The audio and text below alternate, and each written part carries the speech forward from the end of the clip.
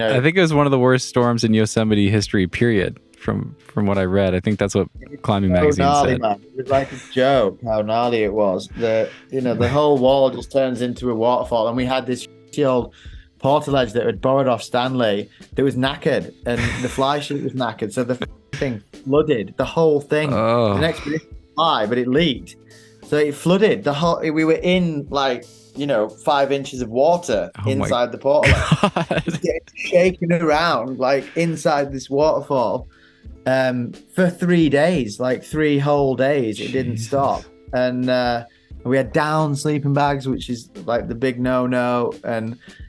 And for the first like sort of 48, 50 hours, we were it was funny, and we were like, oh, is that all you've got? And then when the whiskey ran out, and then it got worse. Like the last night, the last 8 hours was so gnarly. The ledge was just getting hammered up, and it gets lifted and thrown. We were holding the fly sheet off, just like, oh my God, if the fly sheet blows out, if I could have got rescued, if I could have pressed a button and been rescued, I would definitely have done it. No question. There's Wow. no way you can get rescued in that situation. Yeah. And then finally the storm stopped.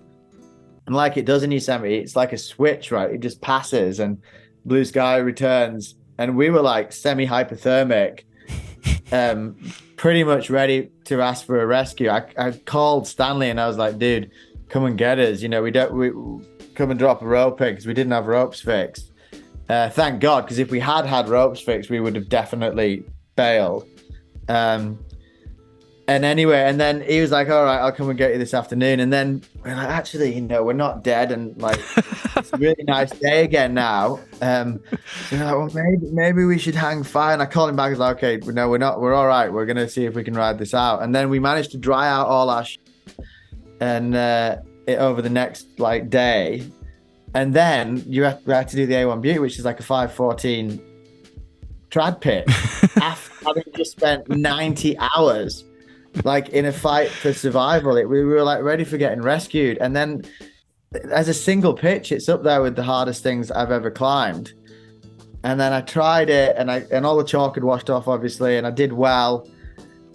And then finally I did it on like the very last go. The next day I had to go in the morning, and I got right to the very top. I did the crux, and I was literally like 2 moves from the end, easy terrain, but I pumped out, and I dropped it. Like I'd done it. and I fell off like right there. When that happened, Yeah. it was just like I nearly cried. It was like one of the worst things that's ever happened to me. And came back down and like nearly cried, and then fell asleep on the portaledge, and then woke up, and it was in the midday sun. And like climbing El Cap, it's at least a full grade harder, possibly 2. The difference between good conditions in the shade and bad conditions in the sun, especially on that type of climbing. But it was like last day, last go, this is it. And I fucking did it. And Wow. I don't know how I did it. It was full sun, bad conditions. The gear was in. I left the gear in. But I did it. And I don't know how I did it. It was like I can't believe that I managed to pull it out the bag on that time. And so that as a result, it was like a high point. And I just can't. My book's called Closer to the Edge, and that's one of the reasons it's called that. I found the most rewarding adventures and experiences in life are the ones where you push as close to the edge as you possibly can, but you don't fall over it. The ones where you snatch victory from the jaws of defeat at the 11th hour, and that I just can't imagine ever getting closer to the edge and succeeding than we did on that experience on the Prophet back in October 2010. Let's see here. I have a question from Sam Stroh, who's becoming quite a strong Yosemite climber himself and has spent quite a bit of time there. I just interviewed him recently. Sam writes, Leo's ground-up attempts on the Prophet are some of the boldest and most impressive feats of ground-up big wall free climbing. Would Leo recommend future climbers try to repeat routes like the Prophet in a similar way, even though Leo and Jason Pickles took some injury-causing whippers on some of the 513R pitches lower on the climb? Climbers have repeated the Prophet going ground up on the pitches that Leo went ground up on, but they repelled in on the pitches that Leo repelled into. while other climbers have rehearsed every pitch from above. Well, thank you, Sam. So the only sort of injury that happened was on the first pitch when Jace fell off on an easy bit.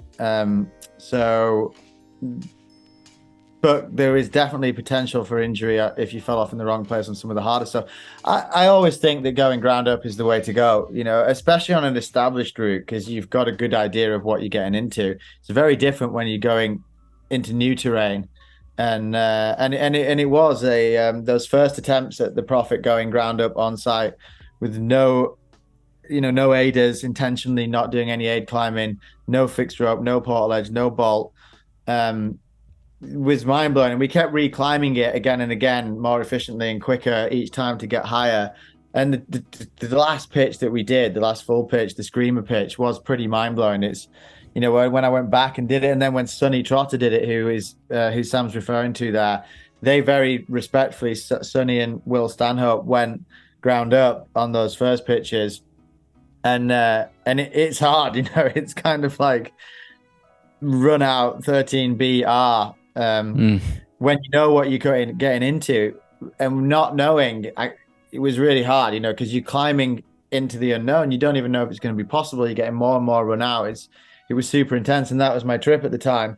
That was before I had a life-changing accident on Seratori, right before, partly thanks to that same attitude, which was pretty reckless, basically.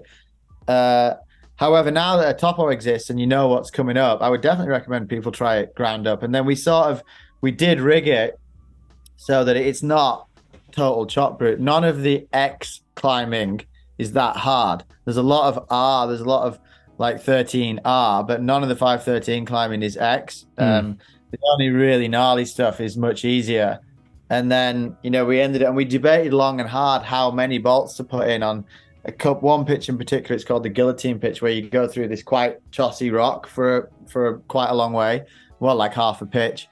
And because I'd been practicing it top down, I could have done it.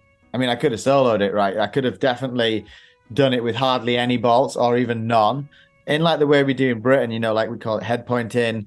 It would have definitely been E9, maybe E10, but I would have top roped it to death, ticked the hell out of it, and then done it, and almost certainly not fallen off, because I wouldn't have even tried it.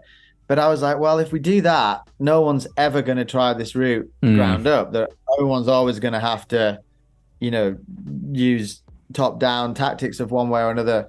Whereas if we put a few more bolts in it, then it would be doable ground up. It's still super run out. I think there's maybe 7 bolts in the pitch, but it's feasible. It's not, you could fall off it. It's it's doable. So I intentionally ended up adding more bolts than I kind of needed, because I wanted it to be doable for other people to go ground up, so you don't have to head point, so you don't have to top rope. But then as it transpires, right at the top, the second to last pitch, is the crux by miles, and it changes. The rock really changes, and it's absolutely beautiful, perfect L cap granite, the A1 Beauty, this beautiful splitter right near the top, which I'd love for someone to flash that.